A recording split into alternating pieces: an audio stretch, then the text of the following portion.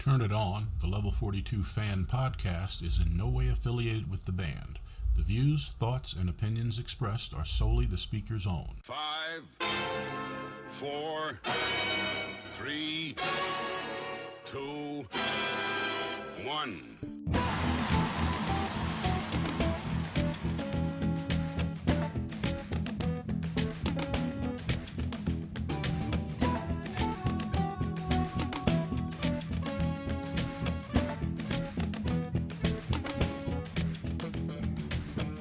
Welcome to Turn It On, the Level 42 fan podcast. We're here with our typical trio from here in the U.S., here to talk the time away with all things Level 42.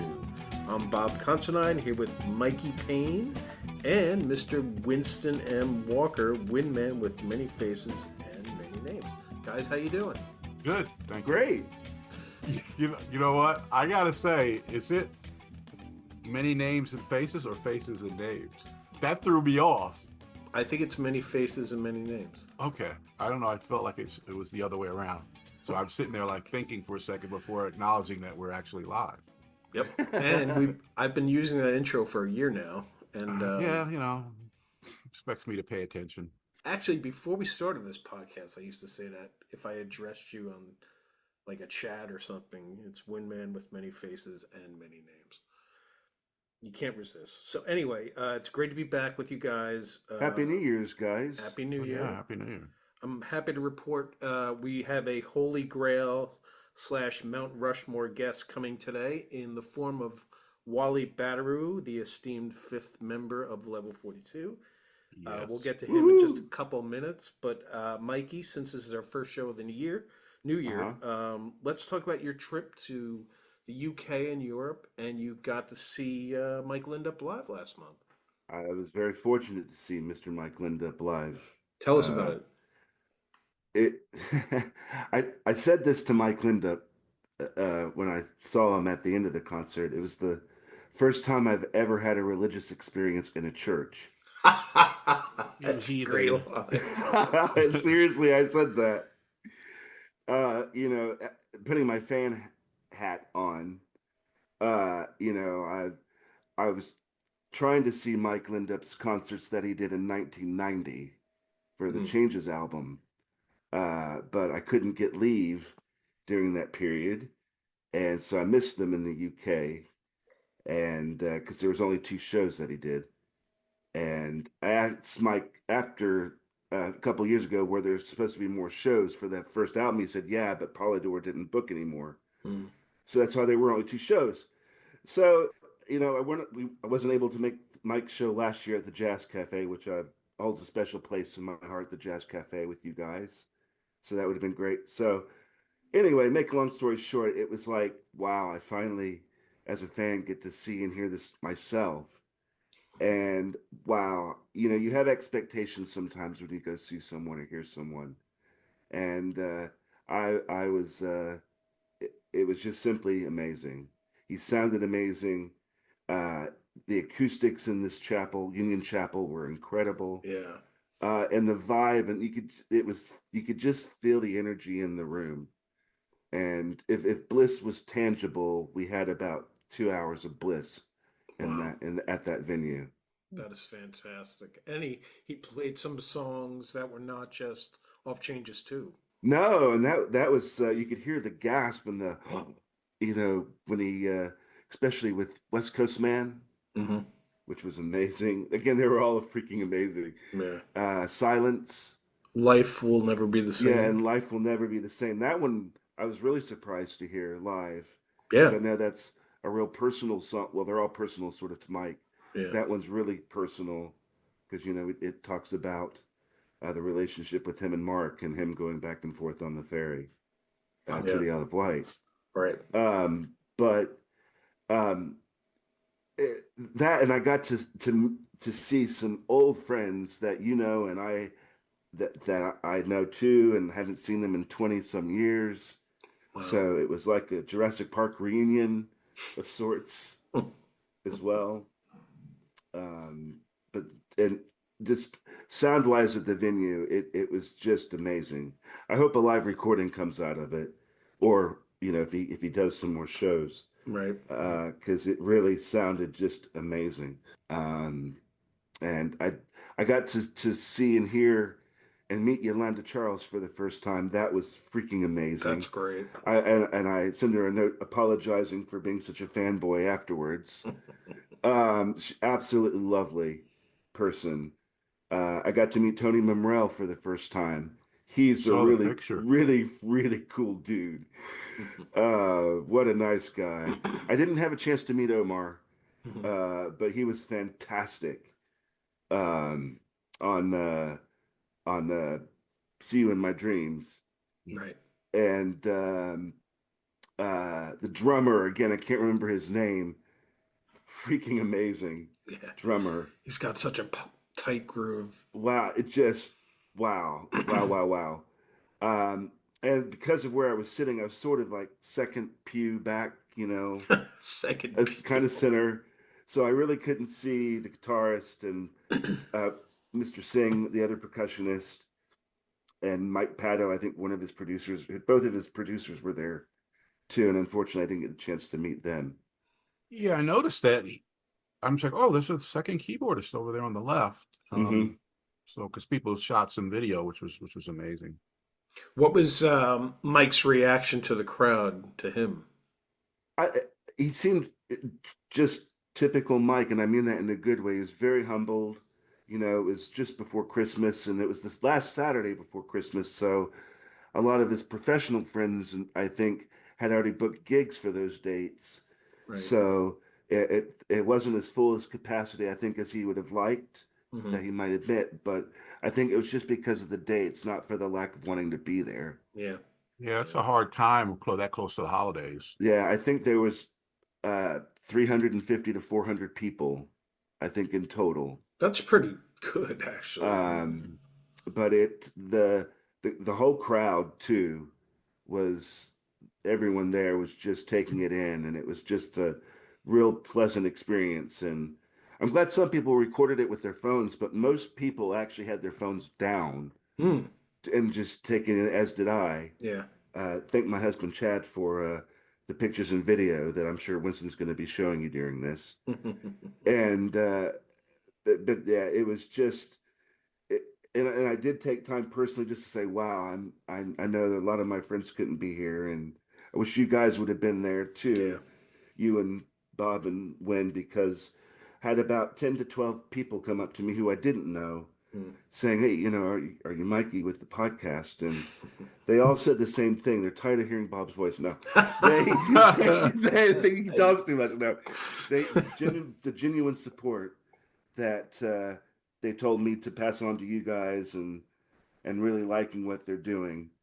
And some of the professional players in Mike's band, who I won't name, Mhm. also gave some good juju towards our podcast too. Nice. Wow. But ran into I some want to. really I want great to know the friends. names. Damn it! Well, my husband and my friend Andy were kind of taking the piss out of me, saying, "Line for Mike, Lind up this way, and line for Mikey Payne that way." Ah, that's funny. But it, it was a little surreal in a good way, of people you don't know coming up to you and saying, are you so and so? Yeah. It doesn't. And I thought about it, it's the first level kind of 42 event that I've gone to since we dropped the podcast. Hmm. So, I just take it in that sense. Yeah. I don't have an ego, so my Right. head's already big enough. Um, but it was great. Ran into a good friend of ours who I hadn't seen in 25 years, like Bilal. Wow. Right. Yeah. So that was incredible. I can't Uh, believe it's been that I long. know Lisa Devlin, Lisa Hack, Simon and Bill Frost, and ran into Rolika and Matt, and a whole bunch. I could name names, Right. but it was great to see them too. I love that Bilal, you and me, we have the Saudi Arabia connection. Yeah, It's yeah, we crazy. do. How It crazy really is is. that? All these years later, and we're it was just great to see them too, as well as Mike. Hmm. And my dogs approve as well.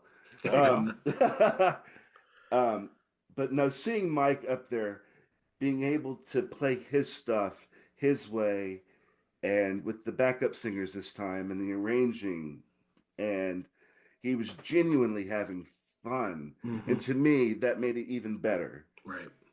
because he was really digging the evening, and everybody was too. Um, it went by as it does, it goes by really, really fast. Yeah. His new single, Perplexity, the way he introed into that sounded fantastic. In fact, some of the synth work that he did towards the end of that live reminded me of some stuff like a Pharaoh's Dream of Endless Time kind of vibe Right. to it. Um, but sonically, it sounded fantastic. That's great. So let me ask you this. Was Yeah. there a song, because you always have this in any show you go to, a song gets played and just when people recognize what the song is, it gets a big response. Did one of them stand out? Yeah, definitely. I'd have to say it was a tie between West Coast Man and Life Will Never Be the Same. Hmm. Yeah, you could feel like, wow, he's really playing this one. You just sat back and enjoyed it. It was the whole room. You could just feel it went, wow, okay, yeah, we're in for this. Well, I'm really glad you're able to tell us about this, Mikey. I'm glad you had that experience. I'm really glad we got to, you're able to relay some of the positive comments about the the podcast. Well, without any further ado, gentlemen, we have Level 42's longtime producer, co-writer, and instrumentalist Wally Badarou on the line. Wally, this is Bob, Mikey, and Winston. Thank you so much for being here, and how you doing? Not bad. In Paris, France. The weather is not that nice, but spirit is there. Right. Yes. Well, listen, the three of us have about a million questions for you. We're probably going to geek out on you quite a bit. So bear with us. But before we start, one question I've always wanted to ask you, Wally, is you've always been known as the fifth member of Level 42. And that's like high praise for a lot of folks. I was wondering what you thought of that terminology, in that it's flattering, but maybe you didn't get the same fame and attention as the band did, even though you were there for everything. So how do you square that? Well, quite well actually, because for one thing, I was signed to another record company, which prevented me from joining the band officially. Anyway. Yeah, I was signed to Barclay Records back then, Barkley. Okay. and I was a singer. Right. Right. But anyway, and so I couldn't join the band officially, and that did good to me because basically, yes, I was part of the essence of Level 42, but I never shared the stage with them. Right. So I was not that visible. So it's only normal that I shouldn't be getting the same kind of fame that they did. Yeah. And I mean the contract was for those four guys, and they Right. were on the picture, they were on the sleeve, they were everywhere. So it's only normal. Yeah. And I'm glad, I was kind of a sort of a Quincy Jones to Right. them. Good analogy, right? So, yeah. But back in the days, those were our mentors. Quincy Jones. I mean Herbie Hancock, Chick Corea. I mean the regular, pantheon of things of names. Right. And we were sort of mimicking them somehow. And it did good to me and to them as well, because Oh, I was yeah. not really a performer, a live performer. I've never been that much of a live performer. I'm just about to start being a live performer. Yeah. Past All 60 right. years old, Never too late, right? never too late, as they say. And they were incredible live performers. So there was no way I would have been, helping them on stage, basically. I mean, even though I know that some people would have loved to see me, Yeah. with them, for the image, but for the sound of it, they just did marvelous without me. Right. And also, it allowed me to have a distance, uh, uh, so as to be more of an efficient producer to them. It was a good thing that I was not part of the band, Right. basically. You can come in from the outside a little bit. Yes, yeah. So we'll probably do a little chronological, but And I have one last question. I'll let Winston, before letting Winston and Mikey chime in. When you first met Phil, going back, Yeah. I guess it's around 79, was it at a session or was it a Top of the Pops video shoot? Where was your first meeting with him? That was basically for Top of the Pops. Okay. We were about to promote pop music, Right. the single, and John Gould, uh, their brother, was looking for a drummer to replace. Can I remember? We'll edit it in later. Who was not available at that time? So he suggested that Phil should fill the position, and that was it. And in between rehearsals, we would be jamming, Oh, okay. jazz funk jamming, and that's how he understood the kind of music I was into, Mm-hmm. and I understood the kind of music he was into. And he said, "Well, Wally, I'd like you to meet those other guys that I'm working with." Hmm.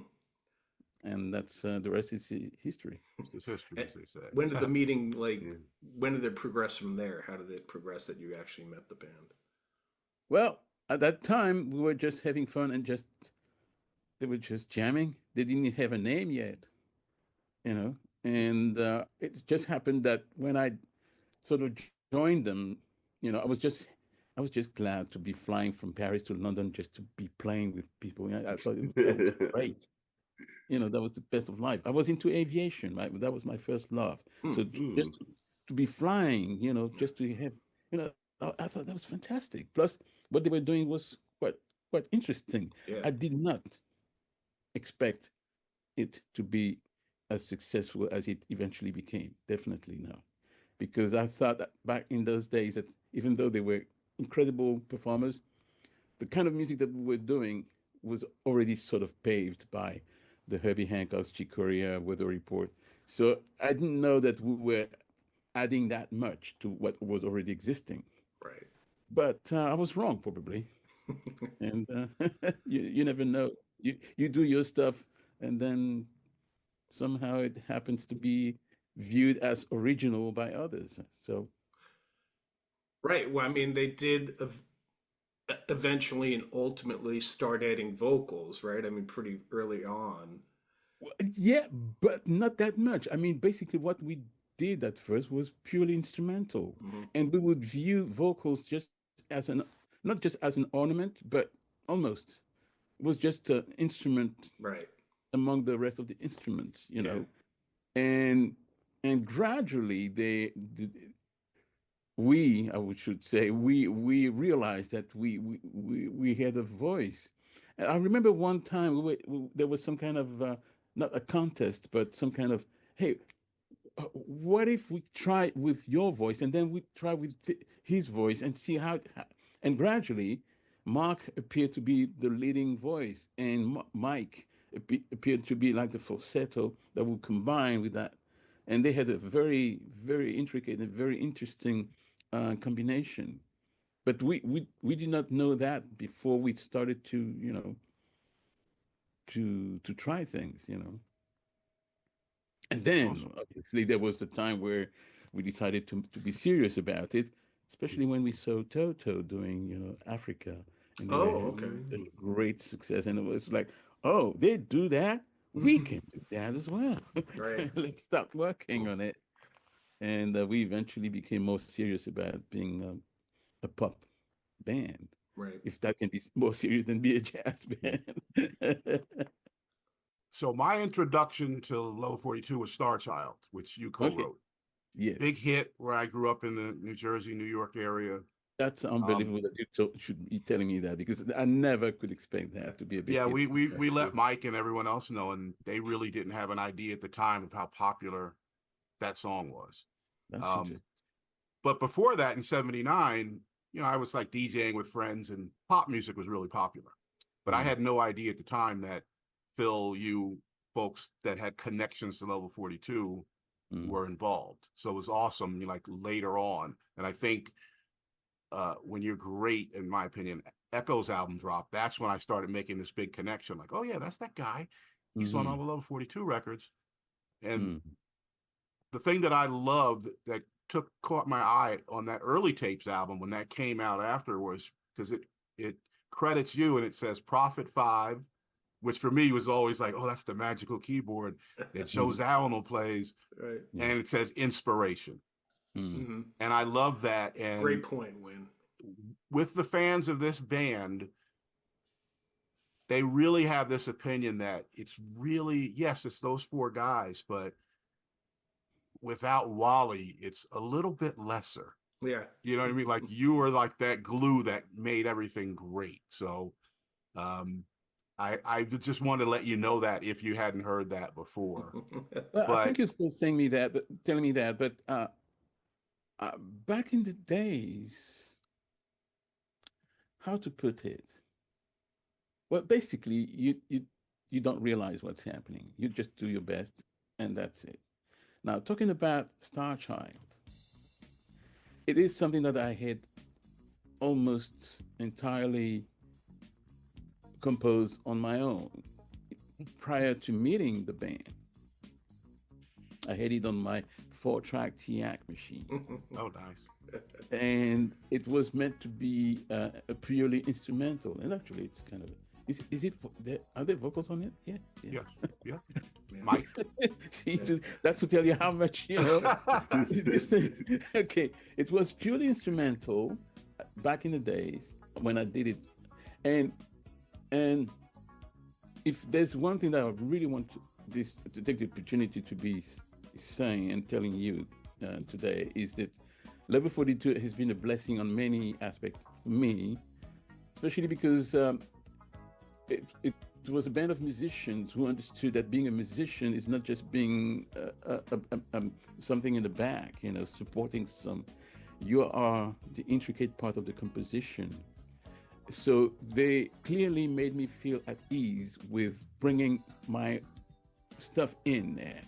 Right. So Level 42's music was just not just level, it was my music just as well. Right. And because I couldn't sing, or at that time I thought I was not a singer. When I joined them, I realized that, you know, I tried to be a singer back at home, but basically it took something else to become a singer. So I sort of reverted back to be just an instrumentist, but I could bring in things that I thought could be songs that I wouldn't dare sing it myself, you know, and it was great that I could do that with them. At the same time, be working with other people back in Nassau, Bahamas, you know, as you probably know, doing something totally different. You see what I mean? So, and there was never a dispute, never ever a dispute as the writing share, what the writing share should be between us. They always realized that whatever you bring to the table is to be rewarded properly. And that was great. And that was the glue. That was what allowed me to feel at ease throughout the years, to be bringing things, to be spending time and energy with the band. Yes. Yeah, I mean, you think about it, there's already a keyboardist there in Mike. Yes. And, you know, Mike's a very nice guy, as we all know. So there was never that insecurity or ego, oh, there's another keyboard player, right? No, never ever. It was, and probably that had also to do with the fact that I never wanted to be central stage. I mean, we never competed, never ever. And we were playing roles. He was Chick Corea and I was Herbie Hancock. Yeah. And a bit of Davino as well, you know, because I could play synthesizers. I was the synthesizer guy and he was more of the Fender Rhodes. Right. So that was the kind of, you know, roles play that we were doing, like not being really serious about it, but that was sort of, you know, what the kind of things that we injected into it. You know, he was playing the mini moog, you know, doing some very close to Chick Corea's, you know, kind of solos, where I would do some more of a funk thing on the clavinet or some of the synths, you know, like I was associated you with, and I'm not sure if I'm correct, as the technology guy in Level 42. Like you were kind of ahead of, I know Mark very much got into technology later, but at Yes. that point, right? Yeah. Safe to say. Yeah, I was because I was the synthesizer guys. I was, naturally the one who was bringing, the new tech into the thing, and starting with the synclavier. No, starting with the Prophet Five and all going up the way up to the synclavier. I was like the tech guy, you know. Yeah, and I was happy to be. I mean, remember those days where you wouldn't see an American TV series without having like the one black guy would be like the tech guy, like Yes. Mission Impossible, Right. Of Yes. course. And it's funny you mentioned synclavier, which I've been mispronouncing my entire life, but you go Same from here. teak to synclavier. That's like Yes, bicycle to Rolls Royce. It's a pretty yes, short time frame. yes. Uh, what, I always wanted to ask about, like, just on a technology standpoint, a song like Almost There, the intro to that song, and what's going on underneath. It, that wasn't played live, was that? How is that done? Because there wasn't sequencing, I don't think, at that point. It was played live. It was played totally live. There was no tape Absolutely, we cuts did or anything everything like. live. Wow. Yes. Uh, Wow. you, I cower that you could do that live. I think at that time you didn't have a choice pretty Yeah, much. but sometimes didn't they do like tape loops or No, no.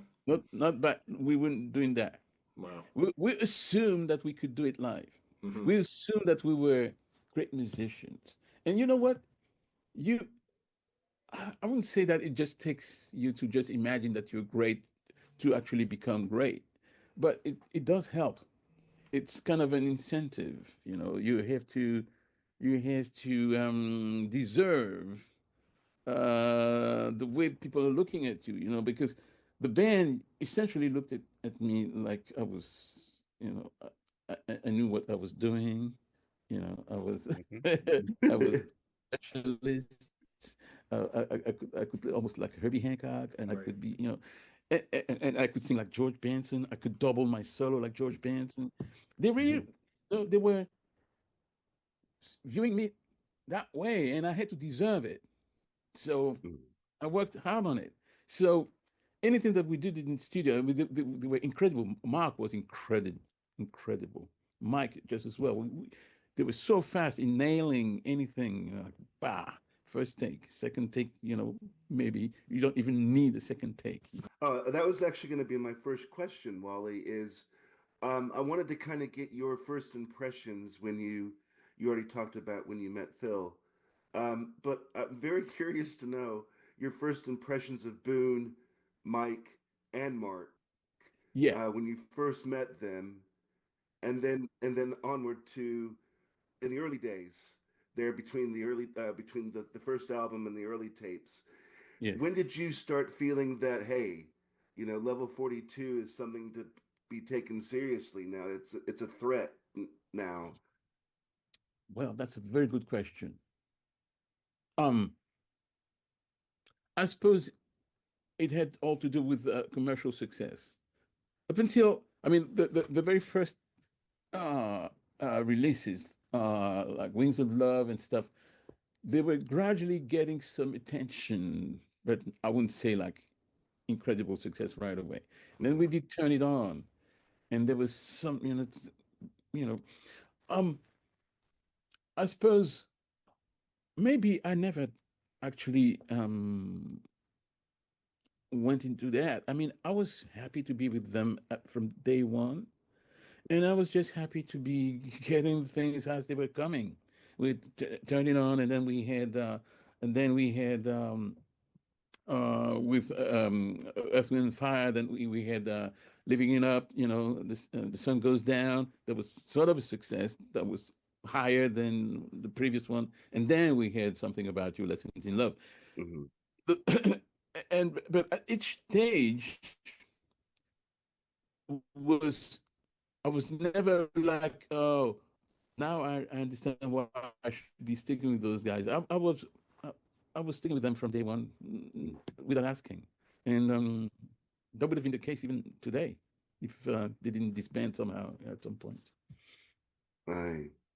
I But now talking about it individually, all those, Mark was definitely the guy who knew precisely what he wanted to do, and he was incredibly quick at getting at what he was trying to do. mm, Phil as well, but Phil was so perfectionist that he would spend mm, time, thinking things over. I'm not. I think I can do better, And let's be honest, the drummer has only that one shot, and after that, it's very, very difficult to fix things afterwards. So mm, he's got to be happy with his take from start to finish most of the time, whereas the rest of the band can always patch things in here and there.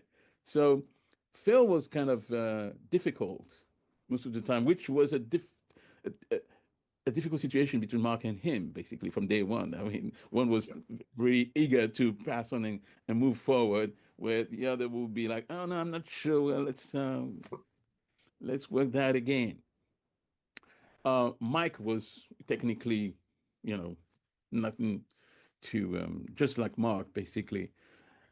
Boone had an incredible um, self insurance problem. He didn't believe in himself. He he had to be pushed. He had to be reassured that what he was doing was great, and he never could believe it. He was like, "Oh, I don't know," and if he always felt like he was not as in the same level technically as the other guys, which was wrong because what he was doing was just so lyrically rich, so lyrically Yeah. beautiful. But I guess that's what we all are. We each one of us is like has his own problem. Personally, I think mhm. I have a very bad voice, and people just keep on telling me you should sing. Wally, you can sing. I can't sing. Sorry. I always criticize my timing. I always thought that I was a bit too ahead of things. I could have been more laid back, and I will always try to redo what I was doing, even if it was the first take was there. It was a Wally. Don't touch it. Don't touch it. And I would be like, no, you can't leave it. I have to do it again. But then I saw Herbie Hancock doing just this exact same thing with my own eyes in the studio. So I think Oh, it's normal. That's life. Did you see over their early years when you'd record, they go out on the road, then they come back for the next Yes. album? Did you see growth almost every time in terms of how they were as players and their direction? As players, not necessarily because they were incredible from day one. As Mm, songwriters, yes. mm, As music composers, yes. I mean, I could see that we were more focused on things that were comprehensive from start to finish, and not just jamming, because most of the things that we did at very early beginning was just jam, and the jam would sort of be put into some kind of form, mm, so as to sound like a piece of music. mm. But it was basically a jam. Then we would have to think of the melody afterwards, and then maybe the lyrics if it was to be a song. Right. That's how it went. It all started basically. Most of what we did started with a groove Mhm. at the very beginning. Wow. Then eventually they be, they became more of songwriters, and we all became that way. I mean, we all evolved throughout the years. Yes, It really evolved really organically throughout the years, you would say, yes, yes? yes. Yeah, As writers, right. I'm and wondering if when they presented you with a set of demos for the next album that you hadn't heard yet, is there one that really kind of surprised you more than anything else? Or is there an album that needed more Wally dust than others? well, basically, most of the decisions were made together, Hmm, and I never was the kind of producer that they would come to and Wally, you do the decision, we let you decide. It was always like a consensual decision process. It was that I would have the final say if ever there was some kind of equal split in some situations. But see, the way they looked at me is that because I had that distance from them, I could really be more objective to Oh, yeah. whoever would to decide, and I was happy with that, you know, and they were happy with that as well. So most of the songs, when we were going over them, we were like, okay, what do you have? What I have this. Have a listen to that. Oh yeah. Oh, remember that thing that you did? Oh, that one I liked. Like when we did The Sun Goes Down, we were in LA and we were not supposed to be doing that number. The album was almost finished, Right. and at some point, Phil Verdeen and Larry Dunn sort of, you know, questioned whether we had a single, you know, and Phil said, "Well, Wally, do you remember that thing that you played us like a couple months earlier, you know, sometimes in London?" And oh, you mean that thing? Ba, ba, ba, ba, ba, ba. Yeah, yeah, yeah, yeah, that thing. And that's how we did it. You know, it was like things could come from so many different directions, you know, and not necessarily the thing that you were thinking about or you were thinking of at the very first place. I love the story of the singles. The singles have always an interesting story behind.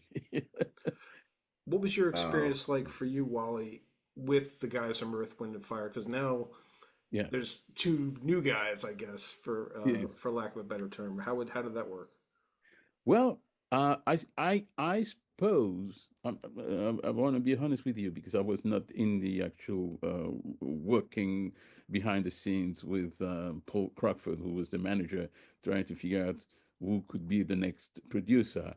I suppose they approached Larry and Verdeen, or the other way It around. was the other way I would around, I say think. Yeah. they approached them, and Larry and Verdeen were thinking of this band, you know, this funk band from the United Kingdom. They're quite interesting.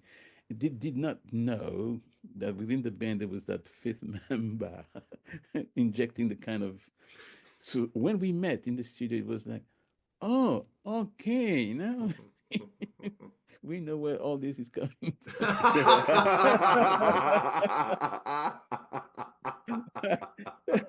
That's great. Well, it was kind of a shock, and at the same time, I was like, no, I mean, the band could have done most of what they did without me, definitely. yeah. But probably, I mean, there was that little thing that Verdine and Larry could sense that you know, I was not aware of. Mm. Yeah, I was thinking, it made me think because when Star Child was really big in New York, Hmm. me and my friends, we had no idea because the single didn't show the band. We didn't know who they were. And then at some point we realized, hold on, these are four white guys from another country doing this funky stuff, you know? And it wasn't, I love that you mentioned Turn It On because Star Child was my first song I ever heard by the band. Mm-hmm. But being in the DJ culture, you would get all these singles. Oh, it's a great song. You got to play this at the party. But we never, they were always just, oh, it's just another song by some band that's on the radio. I never flipped that song, that record over until like a year later. And I heard Turn It On. And I'm like, oh my God, this is amazing. That spurred me to start getting into the band. Mm-hmm. But my question is about my favorite song on the Standing on Light album is Out of Sight, Out of Mind, which I believe you produced. Really? Oh, yeah, that is amazing. That is an amazing song. So Mm. I'm curious, and I never thought about this until now. Was that recorded in LA or did you do that later in England? We did that later. We did that separately. Okay, yeah. And actually, it was kind of a, it was kind of a, it took forever. It started very quick. We had the thing like at the beginning we knew it was a great, but then it sort of dragged and dragged, especially at mixing stage. And it was the first time that I was really put into the producer chair somehow to produce that one thing. And it's a beautiful song. I totally agree with you. Oh, But I always thought that it never really got the success that it could have. But now talking to you, Winston, about the success Star Child and all that. You know, we live a different age.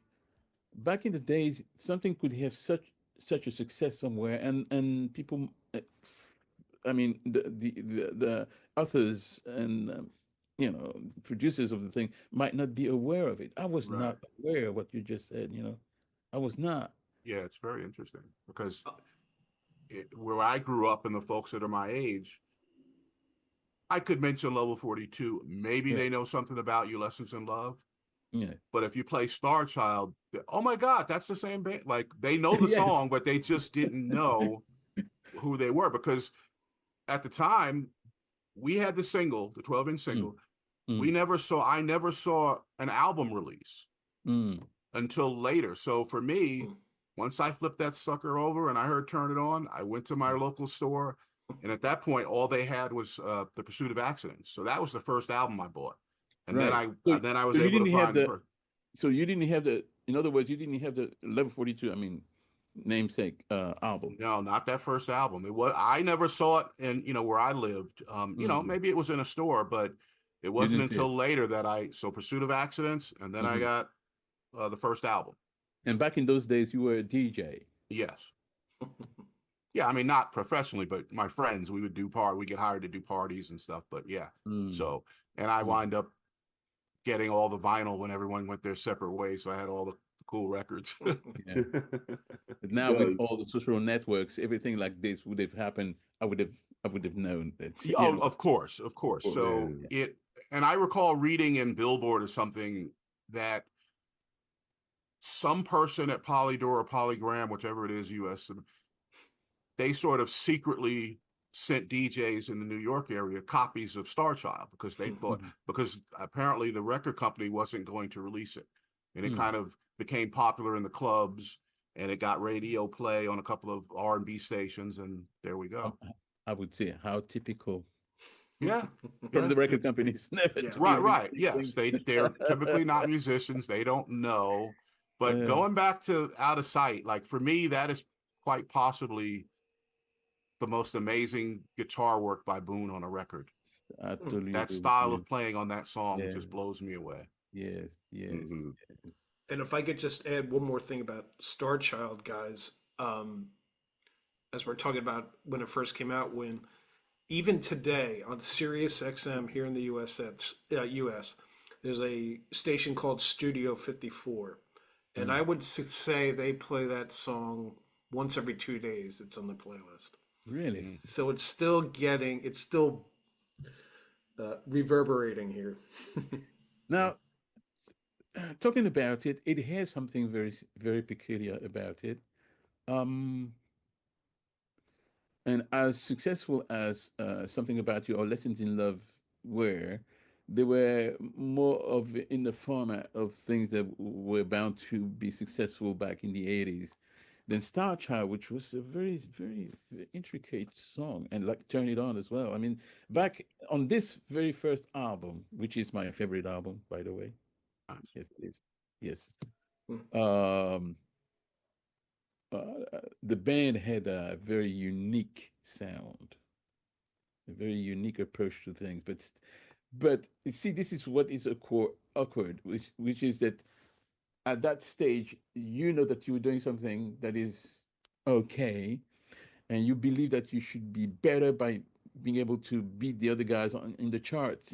So you go and become more pop and this, and you might lose your thing on doing that, which is the the main reasons why. I mean, the main problem between Phil and Mark is that Mark felt that we could be bigger as a pop band, and Phil thought that we should remain more of what it was at the beginning.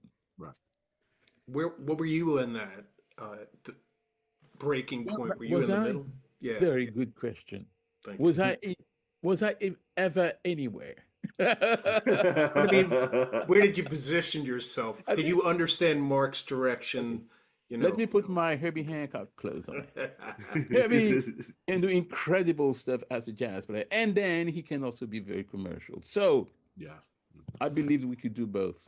Mhm. Now, whether we should have different albums to do and that's maybe that would have probably be the solution.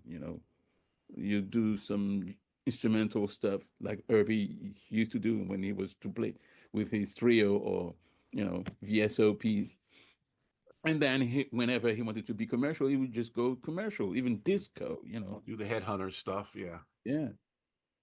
So, um, I was not really taking uh, a definite part of it. I was like watching this disbanding as a tragedy because I thought that the band really deserved to be, and those guys, I mean, the original guys were not to minimize, the value of those who are in the band today, Correct. but let's be honest. I mean, there was something incredible in between Mark and Phil as drum and Right. bass, like always, Sly and Yeah. Robbie. Historic. Sly and Robbie, Yeah, Sly yes. and Robbie, Yes. right.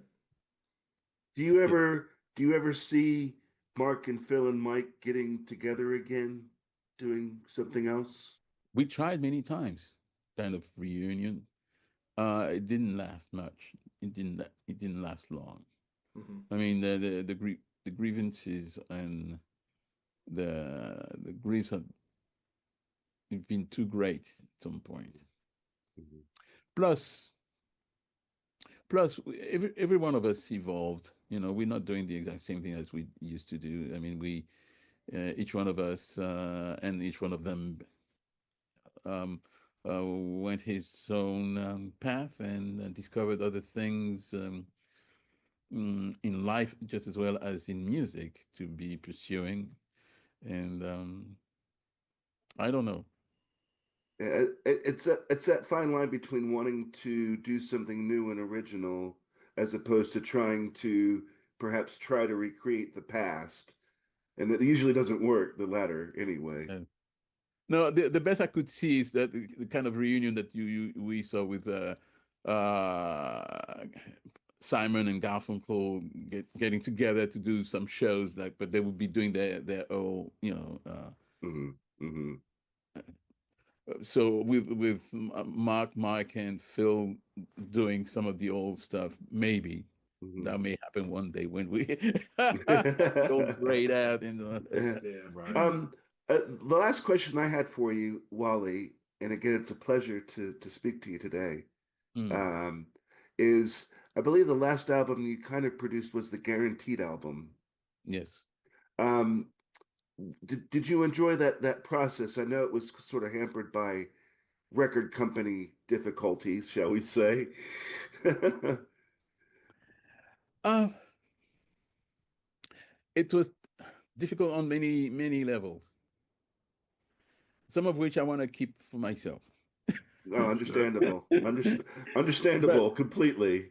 we reached a point. I mean, and this happens all the time. You reach the point where you think you still have better stuff to come up with, but basically all the juices you already gave them. Mm, But you're not aware of that yet, up until there's something. No, I would say that the way we produced songs were totally different back then. Then came the sequences, then came the samplers and all these things that would allow each one of us to come up with almost finished mm, tunes to be shared with the rest of the band. It was a totally different way of doing things. Whereas before we had an idea of something that wouldn't be usable in the finished thing because it was put onto cassette, mm, and there was no such thing as multi-track sequences and all that. So you'll be doing just a little this and that. Oh yeah, and then the rest of the band will really work in creating the thing together. Where then when we were doing Guaranteed, uh, most of the things we already, Mark would come up with a bunch of, okay, this and that. And it was all full with all kind of sequencing and incredible stuff that we didn't even feel like we should replace because they were already there. So what you I, doing? And Yeah. that was I, the kind of situation, that kind of situation. But and also because we were working at Mark's place, in his own private studio, Yeah, it Summer made House. things less neutral. mm, When you go to Oh. a That's regular interesting. studio, which you Right. go to the studio. Every one of us is on sort of on Equal equal footing. footage. Yeah. So it was different, and the stakes were different, and everything was different. Mhm. So Yeah. different that at the end it was. And there were some great numbers in that album, definitely. Mhm. But the whole of it didn't breathe the same kind of air than the previous albums. Interesting. Well, I appreciate your input on all of the albums. And I agree with you, Wally. Level 42 had the talent and intelligence to go forward, but without you, I don't know if it would have sounded as brilliant as it does. Well, thank you for saying this. So thank you very much. And Thank you for saying this. But ah, I guess you're right. But it's only for you to say it because I cannot say it myself. I I know. like the numbers that I was not part of the writing too, just as well. Right. And like oh, I don't have those titles in my head. Give us the Uh, album. sorry, What you album was it off of? it was on the it was on the Standing in the Light album. I But anyway, Want Eyes. yeah, I Want Eyes. Oh, Wow. Bob, That's way an to go, Bob. incredible. I think that is an incredible song. Yeah. But obviously, things that other people do is just much better than what I do. No, no. So And I I have know a. Oh, Bob and Winston might get into this, but people who don't know, Wally has worked with many other bands besides Level Oh 42 that my are God, just yeah. as important to Wally's talents as Well, well. it was my music just as well as it was theirs, definitely. so you mentioned Sly and Robbie. Yes. Um, so when I was getting into Level 42, another big couple of albums that I got, a lot the Grace Jones stuff, and that's where I learned of Sly and Robbie, and then I noticed, oh wow, Wally's on this stuff too, Hmm. and there's all of the bands that you worked with, and I was curious, like, how did the whole Compass Point All Stars start? Because you were playing with all these guys all the Mm. time on tons of records. Well, guess what? I just learned how it all started Oh, by talking with Chris Blackwell, the Right. founder of Island, yes. of Island Records, because he was the one inviting me to join Sly and Robbie and all that to do Compass Point. And I asked him last year for the very first time in my life, Mhm. why did you call me? What made you call me? And he said, pop music. Yeah, Oh pop wow. music was at the center of so many things. Yeah. Without pop, Wow. I wouldn't have been into Level 42. Without pop music, I would have never been in Compass Point. Yeah, That's amazing. he was amazed by pop music, and he thought this was one of the best things ever. And the Talking Heads Oh my and gosh. Foreigner. yeah, and David Bowie, and all those people, Wow. they were really felt for pop music. They thought there was something important in there, Right. which we were not aware of. How typical, you know. And um, That and Chris wanted me on board. He was looking for a European synthesizer player to join Sly and Robbie to have that kind of cocktail between yeah. Jamaican groove and some rock and some Euro electronics. And I was the guy to do the Euro Nice. electronics. See, in my warped world, Wally, I always thought, Foreigner, Talking Heads, and Mick Jagger and Power Station, they were all saying, we want that guy who was in level 42.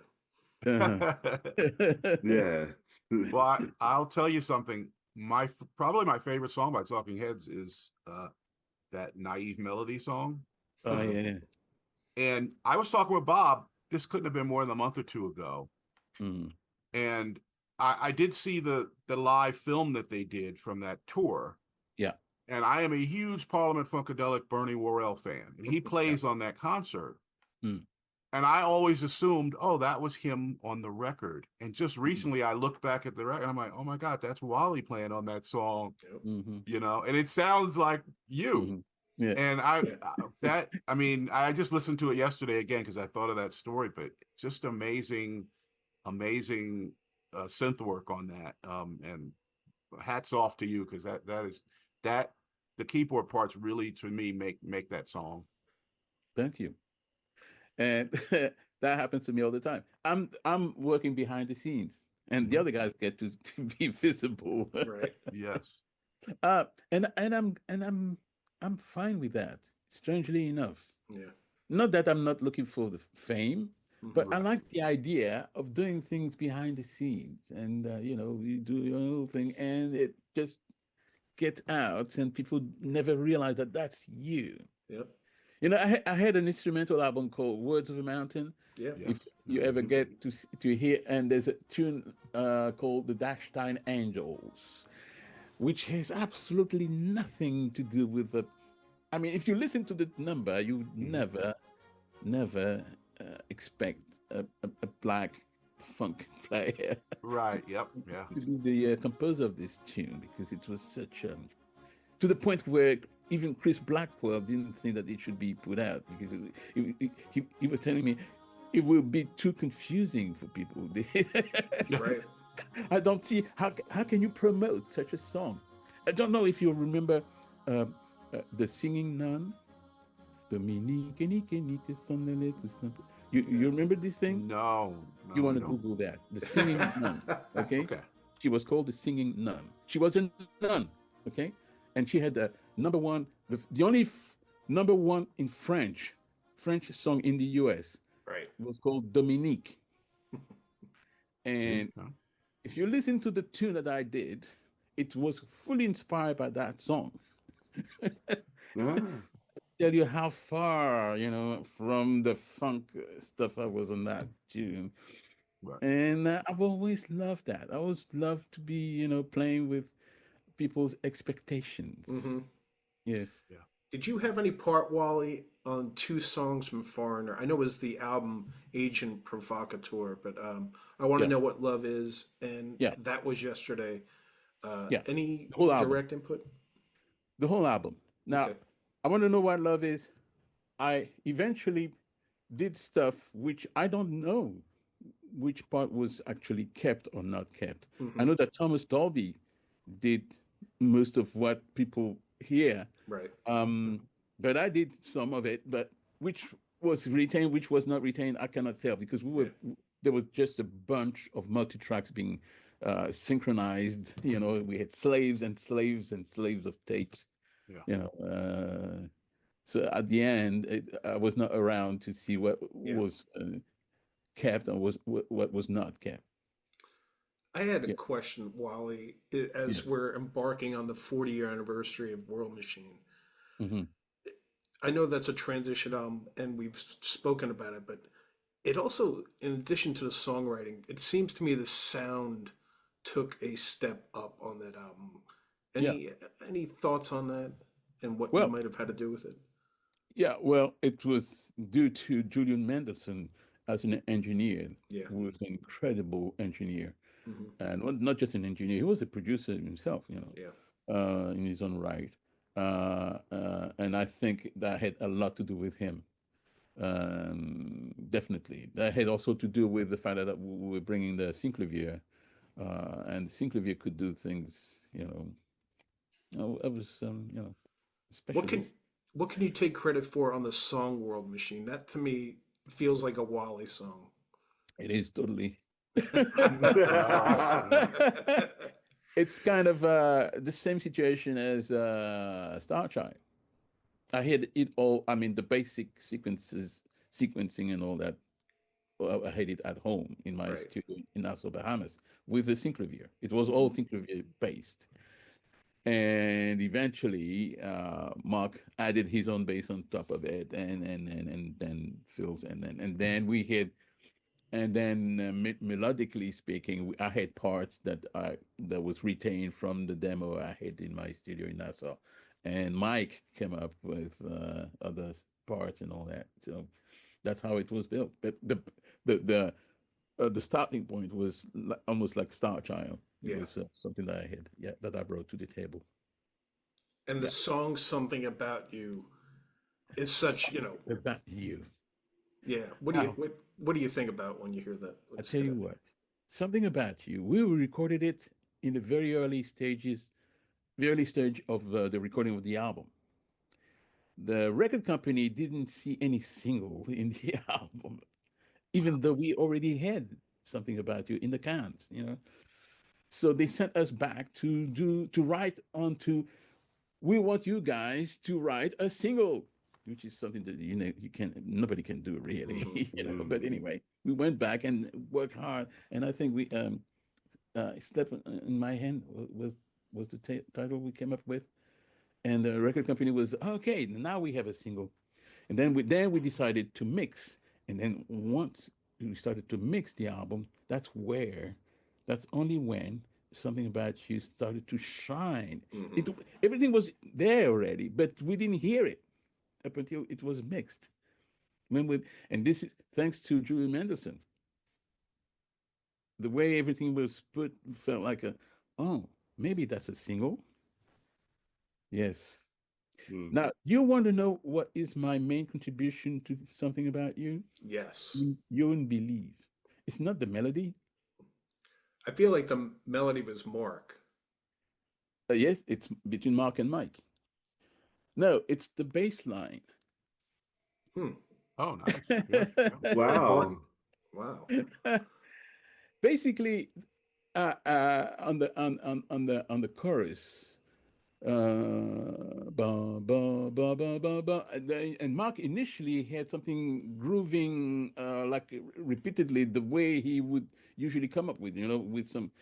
And I sort of, hey Mark, what about you do it the reggae way, which is bum bum bum bum bum bum ba-dum, bum bum bum ba-dum, bum, bum, bum. Yeah, yeah. And as incredible as Mark can be, he could sometimes realize that what you bring to the table is better Oh than yeah. what he had. And that was great. And he understood the value of that bass line. If you listen to the chorus without that bass line, it's a totally different thing. It Yeah. doesn't, you need that. And I saw even Greg Gaines, we never Oh met. yeah. And I wish I could meet him one day. I'm really looking forward to do that because he played the thing and he was pa-da-pa-pa-pa. If Yeah. you don't do that pa-da-pa-pa-pa, you don't have something We've about seen that video, right, guys? Yeah, yeah, Yes. yeah. Yes. yes. That's always cool. So that was my main contribution to the song. And Level 42 understood it and they gave me a credit for that. Hmm. Wow. Thank God. Yeah, that's a fifth. That's a fifth of a big song.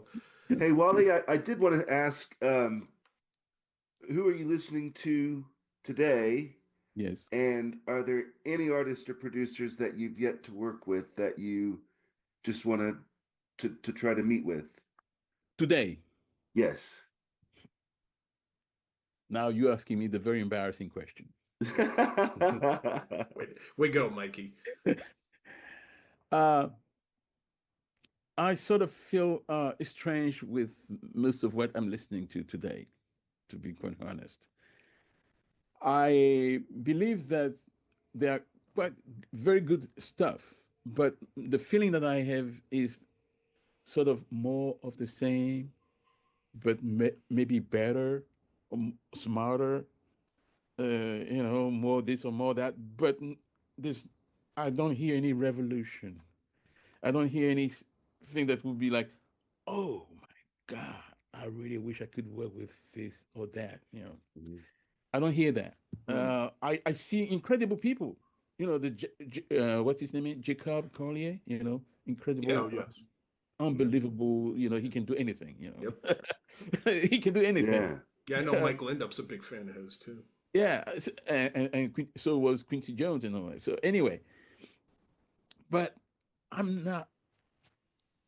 You see, probably when in the 70s, you could say these were the things where these were the times where we were blown away by each and every album by Herbie, by Chick, by Stevie Wonder, by all Mm. incredible stuff was happening. Were happening every 2 years. You will hear, phew, and that I miss. But probably because I'm aging, Nah, I may nah, I not don't think get that's one. it. I don't think that's it, Wally. Definitely not it. I wished. So I'm glad to be collaborating from time to time. People ask me to, but I don't have the same kind of spring. Yeah. I love the song you did a few years back, Ride in Overdrive. Oh yes. I love that song. That's a fun Thank you song. so much. Yeah. Yeah, right. Which is a very level 42-ish It is. song. It is. Yes, yes. The melody line is very cool. It's very happy, Yeah. very joyful. Well, just like me. Yes. I had to release that one because I just back in the days I just lost my wife. Oh, I'm so sorry. and she heard me singing it. She heard the development of that song, and it was essential that because it was like a way of saying don't give up, Right. Yeah. Yeah. And it's a very joyful, Yeah. very Wally, get over it, beat it, kind of song. Yes. Yes. It wants to be like an anthem. It's one of those numbers that would be great to play live. Yeah. It's Yeah, a I'm cool sure. tune. It's fun. So I'm looking forward to play it live. So you invite me, right? Yep. Oklahoma. Where did you say you're based? New Jersey. Oh, yeah, Oklahoma I'm- City. New Mexico. Okay, I'm coming. Hey. That would be wonderful. And I will play it live with my guitar. Man, yes. You do play guitar. Right. I do play guitar. Yeah. People don't necessarily think that. To the point where Mark actually offered me a guitar. Yeah, Okay. I had a Takamine, that Uh-huh. Mark Oh offered yeah, me yeah. too, that I could play some guitar. I can play some. I could play some bass also. That's probably why I could come up with a bass idea. Bass was my first instrument. Oh wow. Wow, Yeah. I didn't know that. It was, but it didn't take long for me to switch to the keyboard. Right. Wow. But before I could afford a keyboard, I mean, I could, play some guitar, and on my next output, which are going to be songs, ladies and gentlemen. Really? Like real songs, like Yeah, real vocals. songs. Yeah, yeah. When's that? Well, it's already in the cans. It's just about ready to be released. Oh, I'm we working can't on the wait. video. Breaking news. Hey. So, and there's one song I play guitar. The guitar is the main instrument all the way through. Wow. Hmm Look at you dropping a bomb on us. When is All music coming right. out this year? Yes, guys. Yes. Is this year, you think? Sorry, this year. Will Oh it come yeah. out this Yeah, yeah. Oh, Oh, good. Good to can't know. wait for that. I'll let you Yeah, know. I was talking to Bob earlier, and I was going over the Forever Now album yesterday, and I'm like, Mhm. how did I not notice that you're credited with guitar on that album? You played some Yeah. guitar. I mean, obviously, probably when the record came out, I read it and forgot about it, but Yeah. I didn't know. And I think we were saying Mike Linda posted some photos, some old photos, and I'm thinking, it's like a huge collage, so they're very small. But I Yes. zoomed in, I'm like, I think that's Wally with the guitar. With the guitar, yes. Yes, awesome. And even at some of the top of the pubs, doing pub music, you could see me playing. I mean, I Oh, was I'll have to mimicking- look at I'm that. gonna was have to go mimicking back now. something. Yeah, I'll have to look at that again. Oh, it'll be in the video version of this podcast, I'm sure. Yes. That Right, song's when- gonna be in my head the rest of the day, though. I'm gonna go play it after this. Which one? Pub Pop music? music. Oh yeah. Oh yes. Music was, That song is so catchy. It's an earworm song, as they say. Like Yes. you listen to it, you'll have that in your head for 2 days. Absolutely. But But I was again, thinking- see, the Yeah, point, go ahead. the funny thing about it is that when we recorded it, probably Robin Scott, who's Yes. the singer and producer of the thing and writer, and probably he knew because he was working on it for ages, Mhm. and this was like the sixth or seventh version of it. Right. Wow. Mm. And when I joined, most of the basics were already there, and it sounded great already. Mhm. And when I added my own stuff on it, and I came out, I thought, oh, that was a good session. Yeah. But like any other good sessions, never expecting this to be what it became. It was a Yeah. monster. Yeah. Yeah. I remember that song when it was out. I was 10 years old, and we took a family trip from New York to Florida, Mm. and driving. And every Wow. state we went to, every changing radio station had that on, no matter what Really? state you were in. Wow. Yeah. Yes. Wow. Yep. Yeah, that was That's definitely a crossover song, as they say, because I was listening to predominantly R&B black radio stations. That yes. was not the type of song you would expect to hear, and Yeah. it was huge. It was everywhere. Mm. To the point that, we had to buy a copy because we had to play it at the parties, and it was This- so popular, but it was so different. yes. Yes. That's exactly, Mick Jones from Foreigner Yes. used to say, Wally, you know what we're here for? We're here to produce music that people are not just going to be happy to listen to, but they feel that they have to buy it. Own There a you copy go. of Yeah. it. Yeah. I thought that was so right, Yeah, I was going to Mm-mm. say, I don't believe World Machine was a single. No, Am I No, right? but that Got was right. a single though. wasn't. Right. I But mean, in New York, that was yes. another thing. A lot of New York, they would know that song because the local radio stations in New York played that Yep. as an Really? album track. Yes, they played World Machine. Yeah. They Okay. also played Yeah. "Lying Still" when. Yeah. Yeah. Lying Still eventually was a single as well. Yeah. No, it wasn't, but they played it a lot in Oh, New York. well, Yeah. it was in Europe. It was Okay. probably not released in America. Okay. Yeah. God Wow. knows Good why. stuff. Yeah. And if I could ask selfishly, Wally, there's the song we all love. Mikey and I think it's our favorite song called "Good Man in a Storm." Do you have any Yes. recollections of that song and that recording? Of course. Of course. That was an Right. incredible song. Yeah. It was an incredible song. Mhm. Now, what was my input? I cannot tell now. I have to listen back again. Like Billy Cobham, listening to a song on the plane, and people saying, you played on that. Did I? Oh yeah. Right. Yeah. Like another favorite of mine is this is definitely a song that I never get tired of hearing. They can play it at every live show, Kansas City Milkman. Oh yes. And do That's you my have any? song. Go That's ahead. my favorite. Yes. Oh, okay. Yeah, because I was Really? wondering, like, do you, I guess it'll be a pain in the butt for us to try to get specific with, oh, what did you do on this song or that song? But do you have any standout memories of things that you did on certain songs or favorite recording experience with, Yeah, I suppose I have to really listen back, and so I would say, yeah, this thing. I tell you how that happened. Yes, yeah. Kansas City, man, I had the different phases as far as I can remember, and my implication would be different depending on what part I would be playing. And I remember back in the days, for some reason, we didn't have a Synclavier, but we had the Fairlight system. And I didn't know much about the Fairlight, but I was mucking about, and there are quite a few things that came out of it. I have to listen back again. Yeah. It's been a while. Tell you exactly uh, to tell you exactly what I did. Well, that kind of reminds me. Bob will know this. He probably remembers more. But there was an article in Keyboard magazine. Remember, Bob, where they were asking? I think they asked you, and they asked my like, how are the horns on this particular song done? It was Bob "Heaven could My explain. Hands," Right.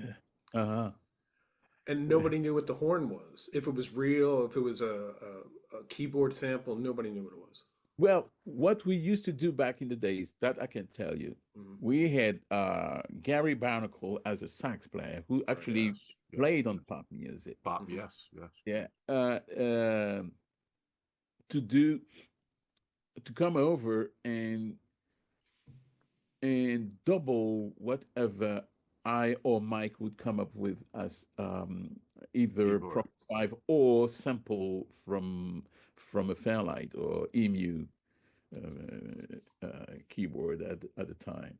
so it would sound like the real thing. Mm-hmm. That's Yeah. great. Well, look, Usually that's what Wally, we would do. Yes. I was going to say this has been such a treat and an honor. I know it took a long time to get you here for I'm so scheduling sorry about it. purposes. I'm so But sorry. It's fine. I would love whenever your new music comes out, if you would come back and talk to us about that, just that focused project. I will. Yeah, we would I love will that. definitely Thank you. for many reasons, obvious reasons, of Yeah. course, but also because something sad happened to me last year. My Facebook account has been hacked, No, that happened to my wife. and there was no way I could recover, and no way I could talk to someone and I know. explain. It's to do it. horrible. Horrible. So I had to start a new one early this year, I saw it. Yeah. and and uh, and one of the reasons why I'm not putting my thing. It's just that I'm waiting to get more of Social Online media presence. of the fan base that I used to have that Yeah. I've fully lost, which is a drag. It is. And same thing happened to my wife, Wally. She lost Oh, yeah? all her friends, all her photos. Really? Yep. And So you mean Facebook that's- doesn't help. They don't help. Yeah. I was going to ask you your friendship on Facebook, but I didn't think I was cool enough. No, I accepted all requests. I Okay, never. good. Yeah. All right. Well, listen, Wally, thank you again. That's me thanking you, and also all the best to you guys. I'm saying it profoundly, Thank you, knowing sir. what lays ahead. Right. Thank you. Thank you. Thank you. Thank you, Wally, so much. you hear me, really. right? Thank you. I hear you. Yeah. buddy. Yeah. Yeah. All right, guys. This has been All right. Wally Badarou. For Winston Walker, Mikey Payne, I'm Bob Considine. We are leaving you now, but we'll wait till you return. See you next time.